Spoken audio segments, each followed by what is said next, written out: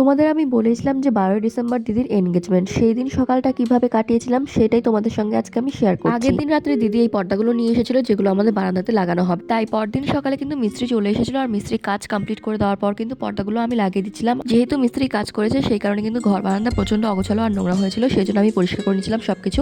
আর তারপর ঘরটা মুছে নিয়ে তারপর আমি পর্দাগুলো লাগিয়ে দিচ্ছিলাম। আমাদের বারান্দায় এই পর্দাটা লাগানোর পর ঘরের কাজগুলো কমপ্লিট করছিলাম, আর সকালবেলা হাতে খুবই সময় কম ছিল, সেই জন্য সবকিছু তাড়াতাড়ি করার চেষ্টা করছিলাম। এদিকে ওরা কিন্তু খেতে বসে পড়েছে, আর তারপর মা আমাকে খাই দিচ্ছিল, আর ওদিকে রান্নাবান্নাও শুরু হয়ে গেছে। তো তারপর দেখো ডেকোরেশনটাও কমপ্লিট হয়ে গেছে। আর তারপর আমি স্নান করে রেডি হয়ে নিচ্ছিলাম, তারপর গিয়েছিলাম ছাদে। আর ছাদে যাওয়ার সময় দেখি যে এই পুচকিটা অনেকক্ষণ থেকে ওড়ার চেষ্টা করছে, তারপর আমি ওকে উঠিয়ে নিয়ে গেলাম।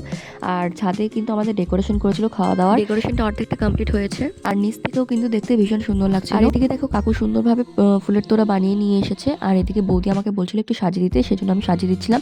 আর চলে এসেছিল আমার বান্ধবী মৌমিতা আমাকে সাজাতে, মানে আমার হেয়ার স্টাইলটা শুধুমাত্র করবে, তারপর আমি নিজে রেডি হই। তো আজকে এতটুকুই, দেখা হচ্ছে পরের ভিডিওতে, বাই।